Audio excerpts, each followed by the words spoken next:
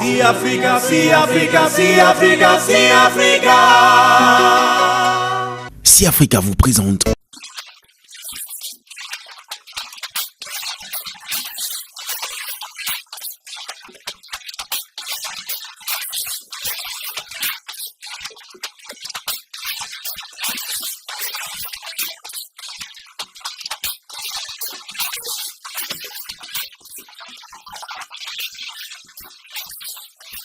Olé medio, oho diye, oho, akakpomodoto wede nu, akana seho, nu ejedo to mele, au canal 3 jenwe anaroué, au canal non se hoé. Bessi Zoulawadi, canal 3. Oho, soro, speak, parole. Avec Dawawe et Joe Holono, tous les dimanches à 8h30. Même aux États-Unis, nous suivons ça. C'est intéressant. Thank you. Benevisun benevi on na chendo kurupo mintomina tontodo menjiri vodungbe egbe into mego loboyin ukosida yo tundo meja kru no sangbe egbe ton gudogudo ton edo ko o zofin plus on merie dernier dimanche du mois de février et wa yegbe on mi dogbe tonu mi lo dogbe nu mi me edo we me kwedu e Antoine Bonu podo menton le po ero me ko du egbe da jonwe mi do gbenu we me lebi do mi do gbe po lobodu pe lo beje kun gbe o je gangbe mi do gbe tonu mi oko die nu wiwa o mi me no do toro to mi to me beneto me fi podo mi me no do to do gbe o me bi me wi gbe oji kaka so America dide oncle bazar dogbon e dide gbe si zola wa ji dogbon yo gbe to mi na to mi do ji mi do mi pon le no fifi mi tele bo mi no do klonklon bo kole mi onda jara da kwa we nko wa joko no loka wa bo mi ko so gbero nu wa o joko abo nbo mi na do gbenu bene video koropo e kon mi de we lon dion e ton jene da kwa we ko do ne we ndo ji me da ko Antoine Bonu ko do me no ko no tutu me to we me ko yon da ile di fi pa mi bi mi ko mo din do petero mi petero nu kunde ji petero nu yeto beso en kan kan e kun we to videle ko do ko dira so ato de le de ben do le joklo no we son alo e ko me de le ko son ba ko ye di o me to kun duo bo sigidi gun sigidi gen ma o blo bo kutogro te mi ko nu kan yo mi do ko po mi to ko to bo kana gbogbo ni me da ko akoba ma do le ekle do ji konto kan no vi kan de kuno wen o do yin ko mi mo mi de di on video fi ko ya so ko to e ka tno ji pede ko do me de ko do mi tu do tu peto lo pade ni adonu me da ko mi ton e akogbe to e do le akuno gbedo to na blo ma o blo apase da si ton e yo ndi do ji le ku va ko de ko kon ye ton dian on pe me mi bi mi le vo pe ton do ni do fodo ko lo edu do we me ko ye lo we me ko lo edu yo le yin gbon yo mi tun mi do me ro pele ton do mi na ken kle sia me chele mi e asi to ko we kan pe bi ora musuga pe me da ko Bernard musuga mi tun do kun so mi me fio me ka dan me ne to me fia e gbe ni me die we ato e gbe twin Viton nous content nous qu'on Viton me rako Théophile à Musuga et au Gabon et Jomido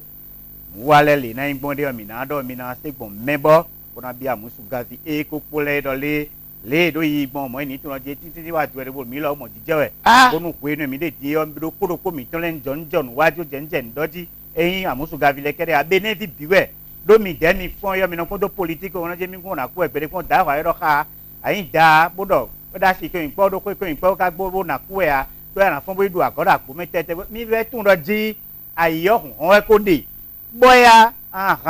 me da ko mi ton François me sama tun din cho ko di do gbe wa si tegbe jo bo me afoko ni lejon fijen blo mana he to ma to tun gba e me de don me de suffering bro badu ka e we na pe me fi dian bo na ya oblo do ti we nu ama do mi ton gbe me on akuno gbedo to na blo to lo na inu kan da fa we so mayin benevi mi ma to ron ku kwa wa jije me ajo e ti okulekun ne do ina wa nu wale do masme donc mi no tito me on e ti gbon e na do mi bo mi na ina gudo ton badu ni pedi do ko yo me ko du ko du mi a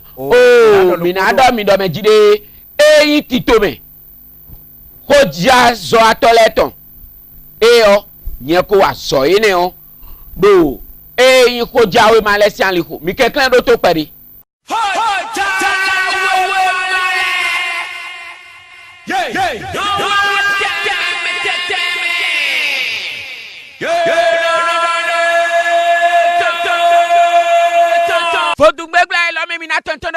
to gan pe yon nou sa gbe waye yo. E pe no vi mi to malenle. Union Islamique Benin ton le be pe pa jijan. Lo do kodele ko edo yo. Ye cambio to gan nation Benin tonton. Lo boy lo timenu ye. Bo de nou le de gbon alo to me e do bibe vivi nou no vi mi ton le be ro. Ah, to gan da gbe di e be da so a. Le langage de vérité du président de la République. La nation, voilà. Lobo de yeme ko nous konto.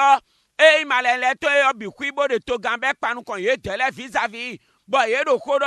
rencontre ene eblo e osi ye kamen to ganwa do dido do na ze gbeta do po. Bo e ko indende bono sendo beneto me fiena no gbeta ne me bientôt un comité de conseil de toutes les confessions religieuses. Donation mitome ene onde na jehungbe je gangbe ene o ye na tunde na do kogbon do mede me o korido di on mi makato entondo mejide ye me syndicaliste le po gouvernement ko do fun gbegba ilo be di on ye ipe a e ye pe bo na do koyo syndicaliste mi ton le do di do mejide de mi fa zo ko ngbe o sena achi atepipa be do na de question kwemenu ye di o e tele gbere kuna de question kwemenu emi o ene wa so ba player ye soblo a lobo te si player a gome lo wai ene dion les défalcations sur salaire plombe les négociations ouais la nouvelle tribune 4 tribune dit lo ze dodona hu ene wa so ba fraternité do Victor Vino le yolo e dindo me jide ye lo ni bi okwo me lo do nu merci nous plan meton le lo do nu merci nous plan meton le do me jide lui demeni bajono les parents d'élèves doivent ramener les enseignants à la raison et fraternité et c'est de wana bon position de terre renaissance du Bénin Abraham Zizino kwele ye tele kado dido enfin la position de la RB Béninois libéré Aboubakar Takutomo position ene odion mina tentondo mejide yeme renaissance du Bénin simele et blo proposition de les noa tekwi pa gouvernement poto aso ato Bénin ton lepo do edi zoni gbene onji yo de na jehungbe je gangbe la RB est préoccupée par la crise sociale et réforme du système partisan proposition eton le ye tele wado la priorité de mejide situation Bénin ton et une priorité ye tele ton bo ye kenu de be motendo jehungbe je gangbe donation mi tele to me nation me mi kanado titi menu mi do jide RB simele do mele yolo ye do aso atole kwa chepipa gouvernement ko yolo bodo mejide do FIFA ni bi ome bondo mejide tito me yo me da kwazewa lo ba une réforme yo ye ni te kombo ni nous combat Bénin to so nous ko la RB invite et appelle à l'apaisement et à la mobilisation autour des réformes et ne communiquer de tombe nouvelle expression de expression gege ouais c'est ça to do ko enelena donation mi tele to me ko na do po expression gege po din yo ouais ndo mejide mi tu do nu do nu me o nu gege we no kan gble do to do po when we so ba to mi tele ton e do gudo yeta corruption ne l'autre vision satinaire kun paton moedo bodo la corruption l'autre frein au développement du Bénin et ne ni do de togan talent do bible gwa damacho sin pe do na toni Leonardo Goudoton et ne on senti bon transparence internationale et do gbenu a check pa gouvernement talenton bola tide de jego menu nous duro nous mais corruption di yo Bénin to di on mille nous kon Leonardo 10 points le Bénin gagne 10 places et l'informateur ouais des informations ko ne tonton botundo me jide to vito si Bénin ton le ye tele bi kwina tu fiene le potentiel wado di do me jide me ka vivina di mi to ame do de do me uli di avocat mi ton le vivina nyena defend we lo ba juge na joeto enele avocat le di ye me pasteur mi ton le di ye me bokono charlatan mi ton le podo presse Bénin ton pour ye tele wa ko mo tintown moi le potentiel c'est domona donation mi ton mene de medako mi ton ancien syndicaliste Pascal Todjinou Kamogbon et Vivini Kaka bedo me jide je soutiens fortement la lutte contre l'impunité do mi do to gangudo do nu e ba mi de to mi to me fiene bo si te gba mi kado mi moya bebi odo me jide nu ene o de eni no gudoton lo nu to gani blo to ani de taton ye me lo du ndo sense be simele me dossier ton porote e ma uli keke ton no semaine la mer Merako tayorido e medai. Tion e wa joyeto. Lobone convocation. Bodo medjide. Yaniwa e kwegbe ya na présenter l'informateur de Kwenanton. Nadine tako e ka joyeto a. E mo yabo uli. Do immigration fie nom le passeport de si nous confiné. Le télégramme reçoit un ton d'adjide n'boe. E kede uli diyan. Oh Jean-François Gauthier ye wuli ano gangunu to ye ze bon tayori kere ka jodoa Didier Fayon de so ye libéré et telewele sous convocation bon ye me administrateur de l'État fine bon danda na convocation do elo ye niwa jolo do kwagun directrice financière koko sense beton ye yole loboze so jijan comptable de soi ye ze jijan azoato gestionnaire devoé do fine lo géré si 2013 wa 2016 yo ye ze me bi kwi so jijan e na telegram gba jeme boro to vito si beneton le ye tele na do mo jeme minado do ndele si alinu do ndero jijan ba to vile matime mi aminatu wa libération we de quoi lo a libéré informationnaire boro to vile ni tu ole ari soglo poto chef au quartier fieyon hutapo ye tele me da kwa ten we no yedo ye tele dion ye ja ikungba eyanki boyi fieyon hutaton yo ye ja lo benu mele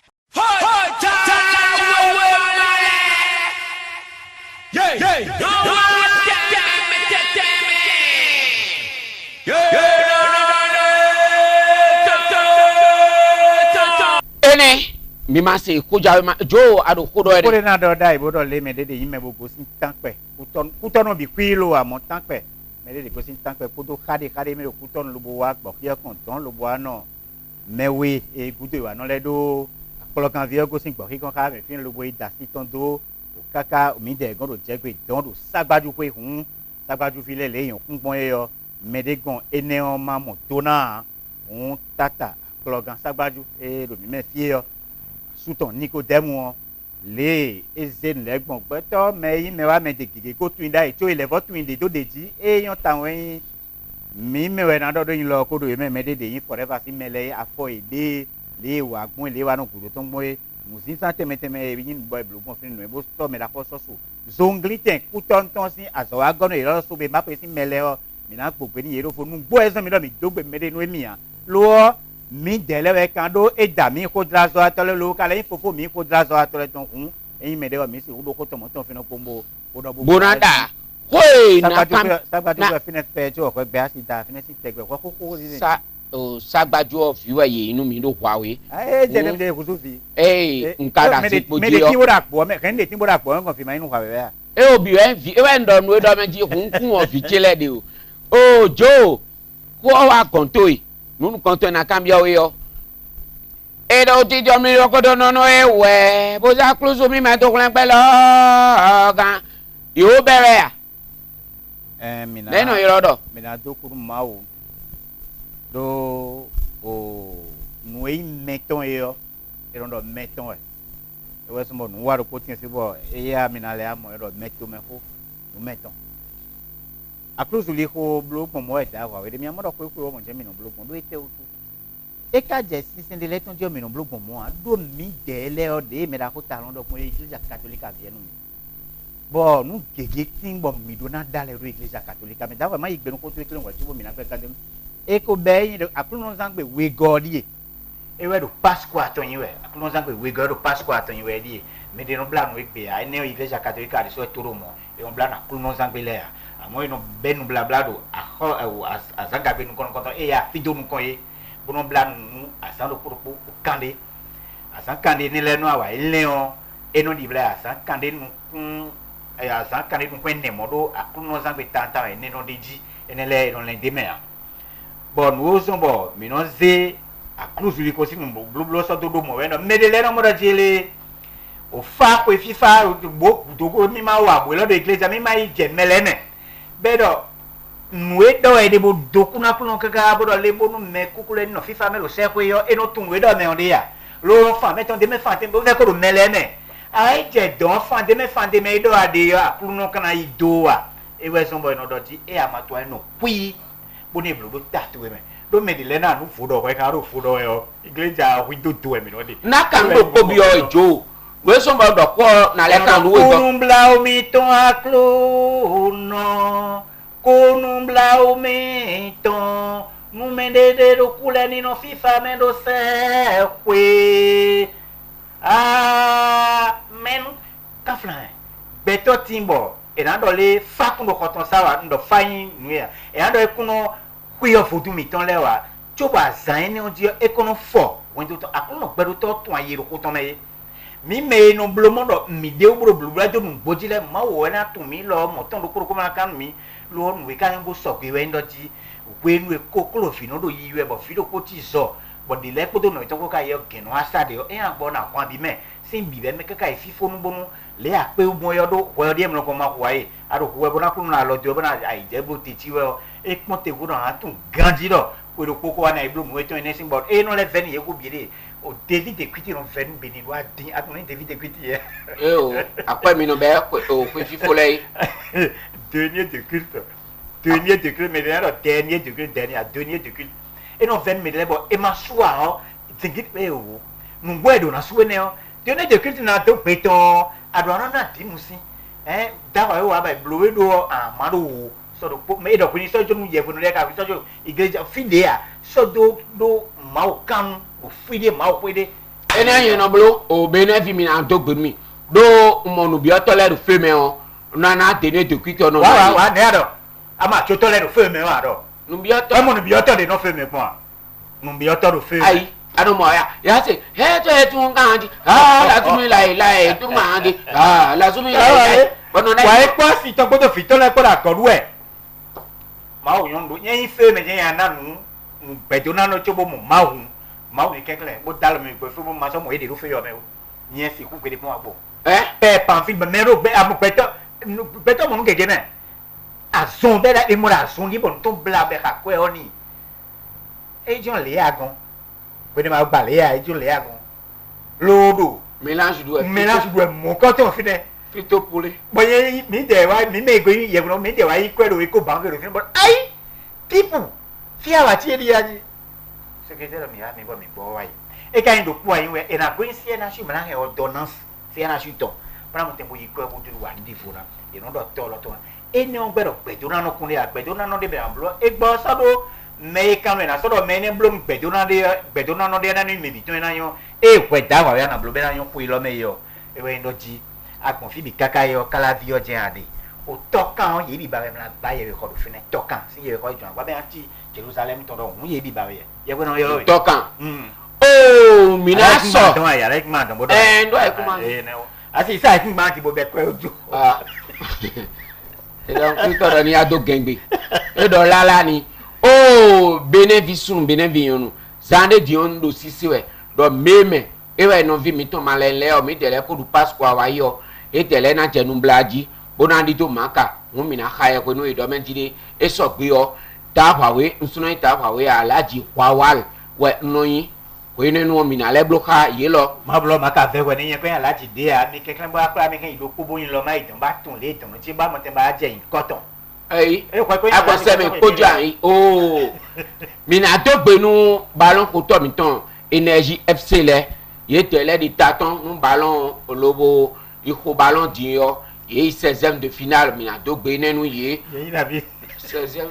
o ye gosi tout préliminaire bif le ko ye tele bif ton e blago FC ado pe par 16e bo ye nous consigne ye nous con na to 18e disave et au 16e de finale et go finale na 8e de finale mi 18e o kira mo ye oh o nu do poro jijawe bo mi do fi a 100 ni bo do menjiri me ka do nu sinu revive le bo o huno pese sinu ni le ni mo mele wuli bo akambio bo do menjiri police républicain na si huli mele aji da wa we na do no ijoklo no ye wuli gbeto keke do me hume bo hu libanais o do revive le yo alors je keke tonji o fi mi ne tin yo mi ado gbe nenu police républicaine o wi da gle ko na pa o ibo do menje commissariat wi da gle ko ton commissaire do fine da check ba we e ko do élément ton policier le to yedo commissariat do wi da gle ko commissaire fine ton mi na do ministre de l'intérieur bo na do menje ni gon ton ko do élément ye me policier loro commissariat wida glekwelepo do yeno ache gana de pawe yeno ache gbado chauffeur kun tole we bo pepepe do menje me de manto kun bo be agbande ben kafla katon do jide surcharge kunyo e be agban gegedo no takunyo anaze katon no podo nta commissariat wida glekweton si policier le na nyawe po keke po kakabo ikwe asitwe yeno 5000 chakaton yeno 10000 yeno 25000 commissaire ouais soyene o yebo yidewa abi policier ne la do jenson do to gami ton gba da menjide matafu chauffeur kun to mi ton le wo nous ne blade ni de so do moto o me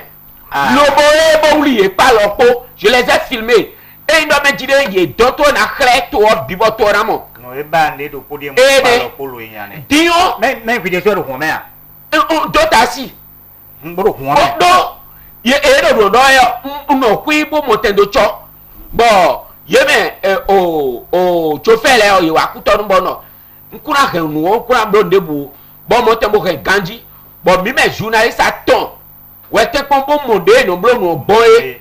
be bi odo meje ma bi o ye de me o mi don to gan do meje de nuere blo e de to chauffeur mi ton kun to leji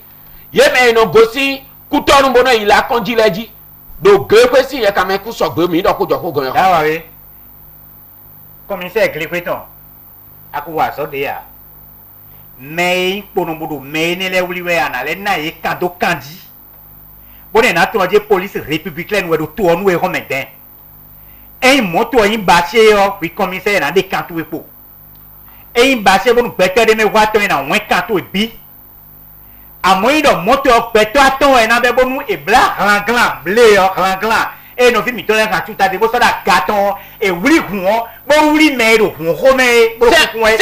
e no qui la loi n'a pas la loi dit que la voiture là c'est pour 5 personnes bon agbande ti mo agbaton e blo my arrière ben no kun mo sa gban demain njamado mo no sudo no ye fodo ene e agban glo hun ho me lo bo aro kun ta o pono na wuri kaka mo na donde ena nja ye koro awe ade commissaire mais journaliste to ene le yo e do na pla mi lo mo jo procureur e mi no be do di me non assistant à une personne en danger yo le a chewe be gba mi mo do je be kana be ka do no ho me mele no ko mele so gbe te me ha do ho me o to eso be asa gba so da ka ti yo e mi je mi mo personnel mo to mi ton mi le so ton bo ama bana gana o ne ka ti gbon mi bo ne ka bo mi ma ka do to fe e ma ka gbon mi o je agba kono na ka ro ho lo leta wa mi klo da gbe to vie ne abokale aro je commissaire wa ri do commissaire kele to wa do po ijo wa oh commissaire e o da auto anto mi wa to do ti je da won e da o da e kuna do e ilo ko e na o logo tre ko e na ilo ko do logo ma tre ko bi ilo ko mi ti ame tre ko ya o logo mo le je ma yo ko no ke fu o lo da ke e na ke o ma ke fu bene be da je kuna do e do nado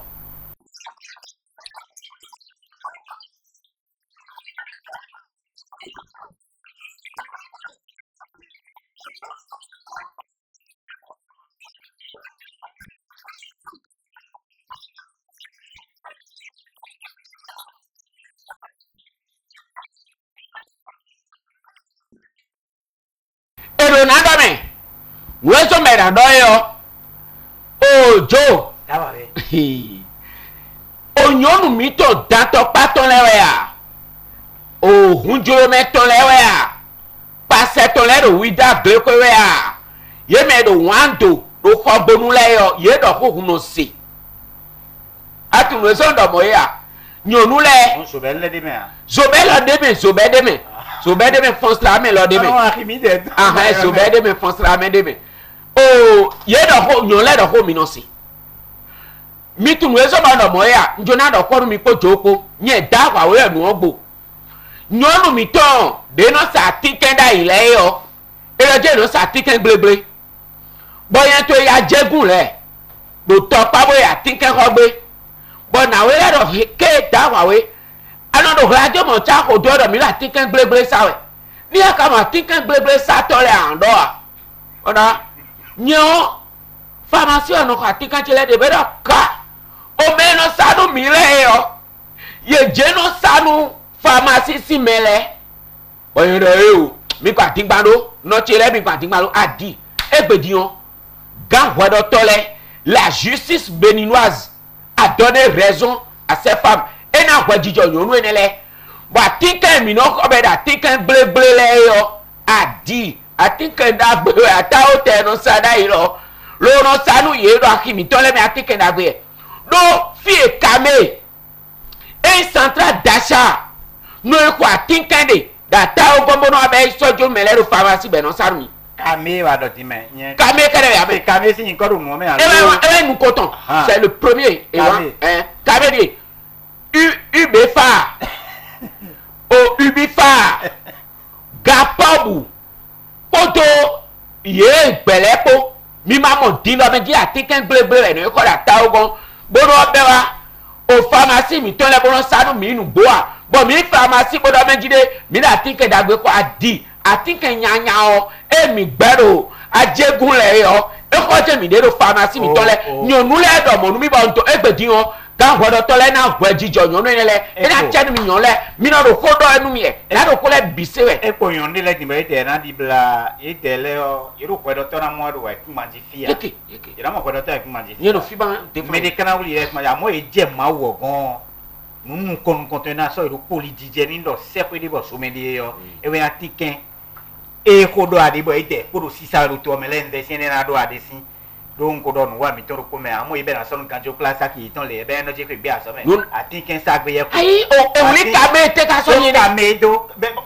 ko no na do na nyono na ye ko na do te ro mi ni ko sa ki to me ya na wuli e ko sa ki me ma ni amo do sa ki yo e fun apa ko ko be atiken mo so atiken da gbe sa we di on tu ko nda tu ko no ko atiken ko mi na iba me a je yun le si sa ki ko wa poji e amo me de Kuya, mena di ko numero 2 me. Bo bros no do ta ba pat kan ti fisu. Wa ko le to atike do do fine gbe mo no ton sa ye. Yen jo men le do me ton do ade le yo. Le da wa do ko gbo yo ndi lo ti mi me gege na e ti da wa yi do pe de do ko me do me. Nko don mi de da tike gbele yo. Ni ko e mi na yo atike ni le ma de o so me do yin gbele bon ko do fi atike gbele do e de. Be do yi mo do. Ata o kwe e be da jegun le be ya tinken bo gbele yo vo français to me si mo e no da tinken o ganji jama to me si mo da tin e da trololo le be so si don chinu to me be da be son be so abo ma be do pharmacia bo be so ido o kwe de fo pe yo atiken ne o yo vo da e kunanu o gbele le atiken gbele bon ne nye o do mo do fi atiken de letin beno akodo porofi mon so je to ti di o me don lo te den ko ara lo no block ke to bo ene on di ono pe me ganji to ne nu we o eno mo de me na sa ton lo kon ta so so aton ene o atike mana nu ne atike mana fabriquer ne amatike de ton e akoda je kun bo fe be ke nwe o a e ko lo pharmacie bo fe na do ke ndo po amo fi e sa de we no gbele de mo yo ko français do ene e atike ma imple gbe we sa do pharmacie atike de ono ko gbe ko me dogle a de kono zangle de kono salon a pharmacie we no dio we njo aso gono kwa do mbo me do me de butu mo da ya o ga wa ndi to ho pro mo fama ne ye ma tere tu gbe da na ite de be atike ko e ka do mo ba ko ne be no da ki me yo e na o ran we mo do awa hosu mi ro mo mi ro fie yo mi no wa ndi e pe de me be a o do ayo yeti Lodo, avant de jouer, anyone y est. Il est la déclaration. Je suis pas talent. Talent ni no da akatulo jide. Emi lo mene gomino kwa tikende bono bezo do. Il a dit da ele da die. Eyin we da di si. E ma gbe ti lo bi kura da. E lo ti ni lo te pa da de. So ka ke ti do da e lo. O ni bi ga ti bo bi gete to. Ati ke ko ro te fre bo. E do mele khabe e wa do alotio men le ti we yo. Ndo po ke we no bla do ti ento me. Eyin do e do kaka ti bonu. Se le matin be sa do yi. Honde le matin be masua e na fe o pede so bo nkana cambio de pharmacie dede yi pe me da ko alasan dan oito pharmacie dede hundu beneto me bo ko me fam so client ma deme ale yo atike ro ko eni le me bodo magba e ko su magasin ayi nu ko gbe to na blo nu kun pe aton ako jete fle kan ko Fante ate de fusu do yo afutu to kede ko demede yo enele yo mo pharmacie jenya bo mi na matike ne bo ko bo nuwa bo mi ka je me ko toto ko eton mo wa so la ko so mo wa so toto ko yo mi su toto ko enele pharmacie ma tous les jours mi mo ko te pon et so climatiseur ve mi demi abodi do e don tilo eta so courant ko to yo pharmacie jenya mais de ça de pharmacie enele le na bon journaliste da wa eton mais ça pharmacie mo je zozo no ke ni do la ko so mo bo la tinga se dia yo zo ko et donc nous coudons la tout et l'or et nous connaissons d'avoir et n'a fait wa oh bina et na Edouard so pe di wa tu gbede da meji de CNCB oh betone gan ah non ni dai amon ni do gan ah ni do mais ne ko joko filele ah mais gan le we di do oh surfacturation oh apedi do pedi boli va de leti bebe menele dion fotu gbegbe ame on ye be ye so jijan o prison bodo si ma si choba na do kwa iton amo medako dayori bodo o medako eve nu ne pa o alors so mo da de o ya te so o ko to do ko de de mama eyan do so wo ye de we le o e de si mo do menji asan ewa dayori wa ye ne gbọ̀jẹ́ bọ́nú èmọ̀tàǹbò kò wà sọ́dọ̀ pé ọgbẹ́ tó bọ́nú ilẹ̀ dé sí yàn hún ẹ̀rẹ̀ kan kọ̀ọ̀rọ̀ tọ́lẹ̀ adọ́jire àǹtọ́ àdó ayé orí kó mẹ́rin ọ̀pọ̀ ọ lọ yé dẹ́ lẹ́ni tán bọ́nú àyè convocation bọ́dọ̀ sí màá sọ déyìn náà kẹ́ńdọ̀ kó ètò ọ hún mímọ́dọ̀ nù ndúró nù mẹ́ ẹkún sì gbọ́dọ̀ tó mi fi wa. ndúró nù mẹ́wẹ́ ká yẹn ní diyan ẹnẹ́ máa ń ndúró nù mẹ́ kẹ́dẹ́ ndúró nù mẹ́ dé mẹ́mẹ́ tó ẹ̀yìn yé jẹ́ mẹ́ ká di ọ àbí na yi koyo gbemla ifon si anti mere de wa yi koyo gbemla to o di february wa mo mi je de be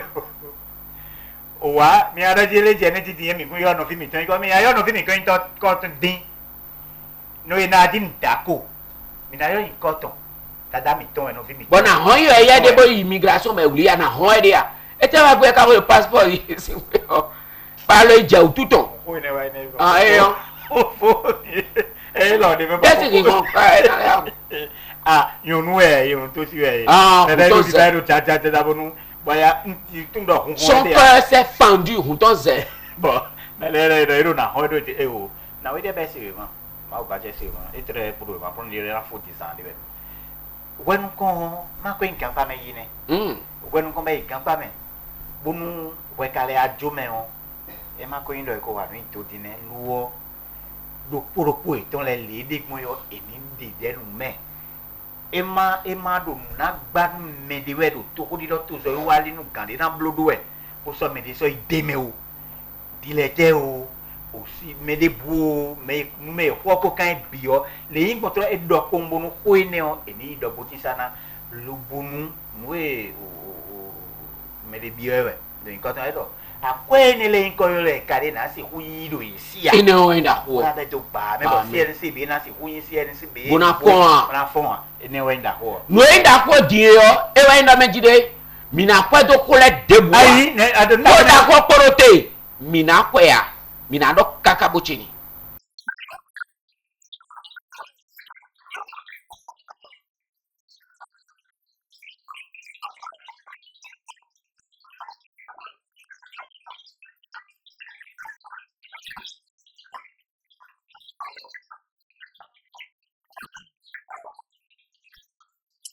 mina kwa ya me benenvi no ezo ba mina kwa ya yo ama kwa dia ra je ta kwa ikule do ko ojo ko ikule do kwini kwa mi na tite ojo mina kwa ya do ache pipa gouvernement ina jaji na ku woro hunku o gbe kan le no jia gouvernement ko syndicat ko ye pre de ro vodun gbegba e lo me bo zingidi ele porote ye me syndicaliste le do menjide e fa zo ko ngbe o e no de kwanu me do kwa ni ache pipa do mi na de no mi yo e we so me mi na jija mo na do ko ya ni agbo mo o mo mai syndicaliste de mo makai ache pipa de a hosu wonu yen ya hosu wo me mi bi la amon yen ya ache pipa de ya ache pipa we na pon fi e won don to be yun to e don do po e ma de kwe lo a o aso foko en kwe de kanti be na le la de fola fo anu e mon cambio mai mo a e de suno le maka tun do je de mi fo aso kwe en gbe na de kwe nu mi ani we ka de ma de kwe o mo ye ko tun we so lo ye ko do dai ko do le kwe nu na de kwe we mi na le fo aso foko en de fo aso agon de ko do wa ido botin sayo bono ko mon koton wa ton do ido le wada yo wa fine le medele do kon trese no le tin do je wada yo e so ko sa to so do o salon tan ba wa kon yo e da na de ko mi bo di do do e so ba to na do me on ka wa ne ka do ko mo fite ka do ko ko ti mo dia vaza fu to ko je no ko ko bo to lo me dion e ti di no je le e na ya so da gbe wa to do kan de bu nwa me wa sa ku je e fe ko zoom a che ki ka to ne e da so da gbe wa ne e no bla o mi e pe de e wa no di ti danye yo ete kodo be kaja emna to do khodo te kwe bona yi gbe nle kwe ma ro tiyan aso mi fokun yan ye yo bale mele yo edurande kwenu ye bo enati gun lele ne to wo sun fokun mi tele na jai e so do ne we de to so ne so do nkan ton ton gbo kwe we ya do ko me a do mi la ko sha dare ndo yo lo ko se wonu kan bi do a ko ne mi se yin te je nu kan to be benu a je on tun wa ngwe ati pipa lo do fine yo no gege tiyan eni te ko mono yulo mi meyin anonu gbe do tole bo mi no no kho ene le sa pede no ati pipa eyin danda mi do fine yo mi ara te pipa yan we a me do nu fu do to français gbe me mi je mi adegba yen ton yo ye fo aso kun yin be so pe be na de kwenu yi do ite otu ye fo aso kun wa do vi mi ton le o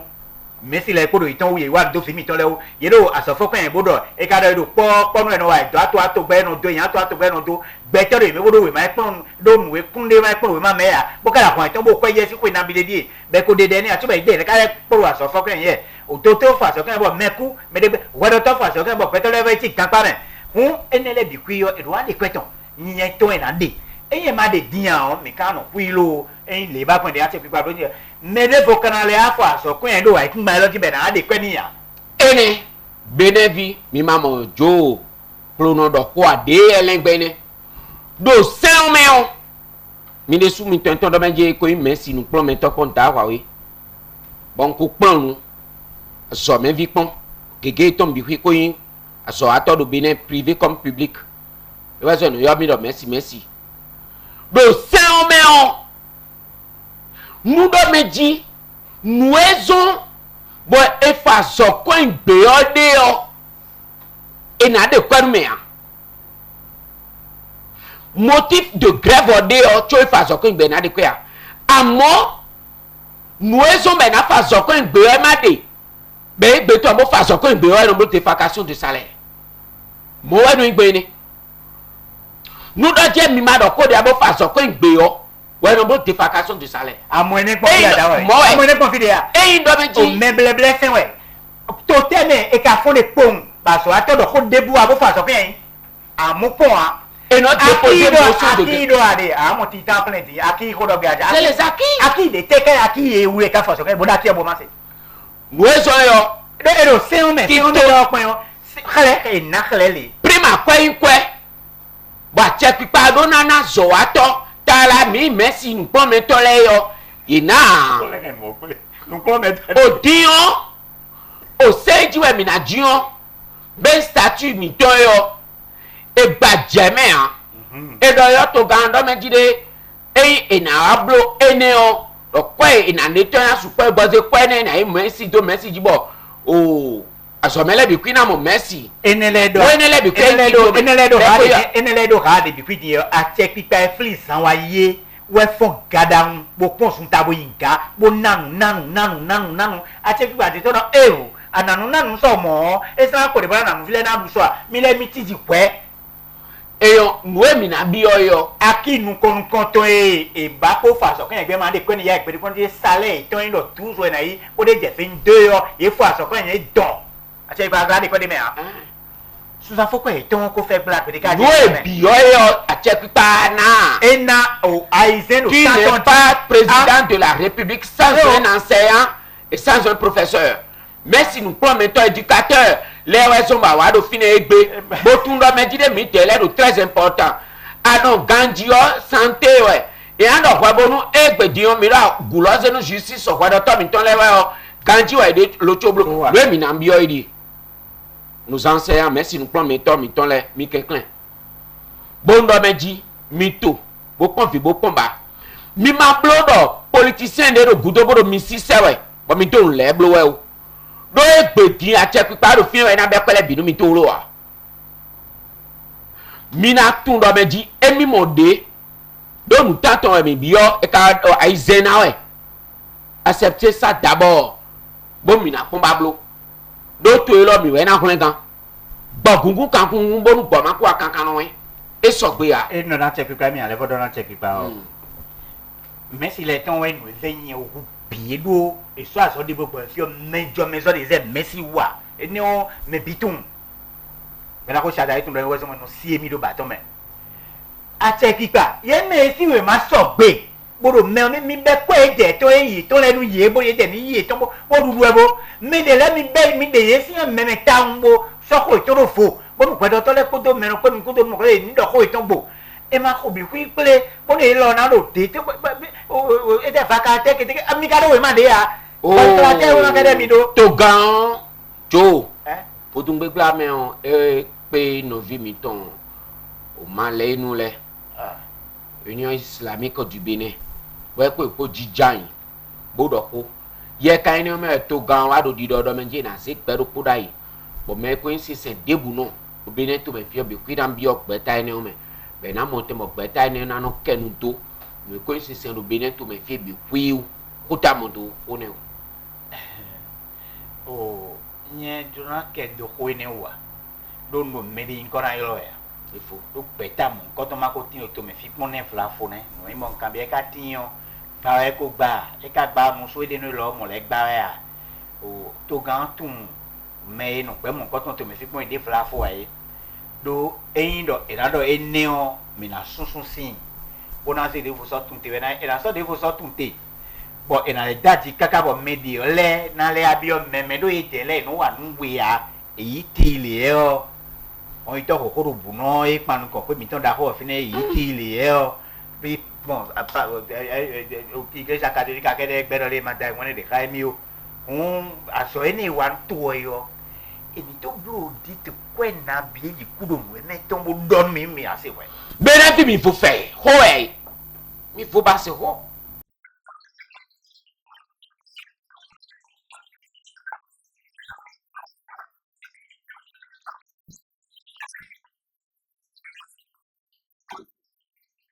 faut passer bénéfice nous yon to vite aussi mais non mais il faut passer ko be ko vivi do propos meton le mais na morodi me de bouti di bouti te la liteti fi moto tintin de bo mi kon ya e na train do o ahanu tende na pon ya de ahanu ten o ai kun ma de ji be so bo fi ne medite mo me on de ji ko gbe mi de bro si se we do pour me de si se khoto me wilo si se khoto me ko de gbe mi de mi pe boko do médiation to agbeto tin bo e de suno ko gbe de bo radio e a télé a de do ti de do to de do kono me de do ba do si se bro kun mo e ko gbe we de bo eyin de je me de ji o pe mi aro ko le pe enu le je de ayin gbeto bro te bo nu je do fi anu de bre ma si do me le ko enu no je de hun ko ko gbeto de ali pa do ade ne ene we aso ko da ko po tin di mo gbe bo do to video ko po do na dai kun baton ado kwepo amado kwepo se ko do juro immobilier corporation sal e we do mo da wa we ehuzu ajo na cheno do propo mi todo na no ko eton ye tele o mi na tun do mejide mi ko yi do fi be ti me nu kiginu mi egbe o mi le fo yi bo mo je me de le tin bo ina na to de le ji bo mi na tun do mi ko to do mejide eyin ina kwa ekun gba we a gbede ekun gba ndebu kodejia abi kho kodeji ko kodeji we o mi wa bo amo ye tele o you no to ka me be no je kun gbo no te kangwe bene to me mi ton fi gege we yedo aikun gbangon immobilier corporation salo ine do nu mi de yo nu mi tori kada o mi na mo ye tele ido aikun gbando fine ido aikun gbando afranku zere a zinvie we a yedo ro tori ga yedo ro come yedo ro eyin pawo si e kan me alada dansa ne to ko ene le ye tele do we to ba do mi de abi jele gbe mi na ma aikun gbando ye tele si fase koro wida cause of fine on minamo khavio yido aikun gbando fine lobodo do akasato kalabi kodo glopan mu egbedion eni aikun gba enele don mi ebinde yo mi se pon yo ye tele o alo na se bon mina sa kora bona mai ku bandagwe e sa toto kwe do fine e sa wa akhie do ici e sa wa alito do ici fie kuna ne bo sine yo bikwi do ye tele si on to ento do menjide Immobilier Corporation Sal ye tele o tito menele bikwi de ye no la bro e ndo menjide kwa adu kweto bo meleke akoke atode me ode no du tagba donu me bo no si do koke akoye ya la mette ka so de ba no tomo jele do ya do gege mi tono be attention hun mi ma jele do ka koke atonu sigira mi se ko mi ton so da lo menu ye tele na le to ka mi be na je kun gbebura me na ko na ko di me da ko chone na ko mi afito vito sele mi na mo lo ko ni mi de mi ko do fidi yo beto de vo le ko do yo do kanu e bodo ayo le blogo mi do mi se yo ai king ma do mi si do file wa mi gen mi anobo devo fi mi ka din le fi devo le ko le jije di asunu pa asunu ko din me le ti mo jele o mi ko ro pada mi ye e ta ba mi di bona blo fem fi mi na doye le mi na no me gbon e kan le mi na ye o le na ba me de no ba ni le fo e ne we mi na cambio me da horo ne ka no so no ne sin go tu mi na be kan da ki ma ton e an che mi da e an che mi jokolo no mi ko ra zo mi don ka di to to vito sile mi kudo le wenu Immobilier Corporation Sal mi wa fi gbe moi don mi roje ke do mi de gon aja ko ikungba do mi de gon e ve ou deboa vers 350 000 pombo wa mi omigon mi na sanwe mi ka sanwe yo notaire na blo we manwe DG miton monsieur Bonu Epiphane azo wa ipon bu de kon bu biwe bo ma don mi on adi pe avoji yo e de bo we mo bo to vito sile e do kunde ni epom donc na don to vito si depuis premier là do et ni wa migon nous mi kana wa migon à lokan mitonier 95 46 06 39 95 46 06 39 66 67 71 49 mi le voy do malek tere gigandi 66 67 71 49 mido agla aje dodo ke Anastasio akpon gudotu yo amo ganu ko du fine be wala Immobilier Corporation vewa buwa bio home secrétaire fine na yiwe gandi su fine na yiwe amatedo de da ho dog mo fine dion amatedo akyo kasha mina to kawe beto wa migon bo mi to keka bo isunu we donc ayi keke no ayi fonctionnaire ayi akhosuzo wa to de meilleur fonctionnaire wa migon mina to kawe ayi gendarme wa me debu mino to kame mais nous venons de quoi mais mi de gondier d'awa jo na do mi Plus de soucis dans l'acquisition et la vente de vos maisons. Dan Immobilier Corporation met désormais à votre disposition des parcelles et des domaines garantis avec titre foncier, convention de vente signée par des notaires à des prix cadeaux et payables sur 2 ans. Des parcelles bien situées à Zé, Révier, Ouedou, Clos, Vassero, à Sokbenou, Komé, Tokwe, Tirebe, Semekodi. Immobilier Corporation est également dans les bâtiments, travaux publics, étanchéité, la gestion de vos loyers, etc. Attention, lorsque vous achetez une parcelle à Dan Immobilier Corporation, on vous réalise le plan de votre maison gratuitement. La convention de vente de votre parcelle et le plan de votre maison que nous vous offrons gratuitement. Wow. Retrouvez-nous Vita Gla, maison des jeunes derrière l'hôpital Anastasie, vont avant la pharmacie. Infoline 21 00 39 42 66 67 71 49. Courriel Immobilier Corporation @hotmail.com. Moi, j'ai déjà ma maison. Et vous, Immobilier Corporation, habitat pour tous. Minasi. Mimo we meloa. Et yoro plan. A hondo midegon, as 350 000 tu wa. Bo hondo midegon, maintenant des plans tout ton gratuit. Yoro fata. Maintenant des plans tout ton fata. Plan lié. Vers kondo nyeno jo. Bon 350 000 tu wa bo hondo migon. Ando ho egbagbe ajao. Ado ho egbagbe ajao. Maintenant des plans ton oui. Mi des plans ton oui lo. Voilà. A joka ndidi na mombo khona ko si domaine. Qu'est-ce que ça veut dire? Nous et na bio khome di au corps on a bi au camp voilà faire gravier mina lembi nous tenwin lenwin mi le nous lo mina de devio tonwe bona kwa potu me bona wa bomina wazo tout nous dit bagwande yo parce que gami de ton monsieur Bono Pifano et de l'éléphant blanc pour so di ou et éléphant blanc bi donc tout vite aussi les ni wa mais les no wa migon bodo kunde bo tout vite aussi le canal no ko gbe ami ketele mi sekpo mi do agla nous a dit agla mo doto ko da ko di Anastasie bon gudo anamo Immobilier Corporation malena numéro do eno yo mi din alokan mi ton di 95 46 06 39 66 67 71 49 Maledo Gandhi 95 46 06 39 66 67 71 49 amono wemende akodu ay kumbantuwe bodo mi do plan bawe yo gamiton ena detonwe eni do khodia ena tadmi menu aka khodu migon plein lo gratuit oh mino wamiton le kesin kenigbe lundi so ya koza we vendredi gantato men sansan so e gano pome weme wele ko mino be sin ganto men mondo mele ye kaka be ko gantato same sibi gbele o mino le ime si gantene men so e gantene men wele ko nu da gbede so e na do mi do men jide benefi bonu do men mi ma ya lobo dronto ye tele bonu we ba mi de le ido ha mi an mi na mo do men jide egbofo do de ye tele no blogbon yo gan ko do to ipo ipono to le yo no so ba kizidi no ano e kun gba mi ko so le enu a e so bo no te po me bi ku ipo de mi na tonton do men jide dandan me on e bi o do men jide e mi tele ko ipo ni chako mi do ko re bo do mi no na do oui da nana site au miton do mele no yo mi din e do kun de din no ka site odi maou maka filmer do di que gami ton bono et puis fanon ingénieur génie civil ouais donc il me pari bodo e kun panzo ouais et tout ou tout est de nouveau capi bloé bon mele no pa din et bien nous yo mi din ou tout na don to vite aussi de ko mi de ledo et ni kenkle bo sekpo mi na to khaye site mitonier www.immobiliacorporation.com malero www.immobiliacorporation.com mino hon de da ho dogbon le lundi au vendredi de 8h à 20h samedi le miro fini de 9h à 14h mi kenkle mi sekpo mi wa mi na to khami keke anu point timati anu salwali toi wa Immobilier Corporation mais wa le bio et je me bien vous mais bilo konden mi amon ko allié ko ke ka le bla le be pas de ouin et ça do tagwa de vous Anastasie si nous kon Anastasie ouais do maison du peuple à graton si à pas tout ah non c'est Anastasie bon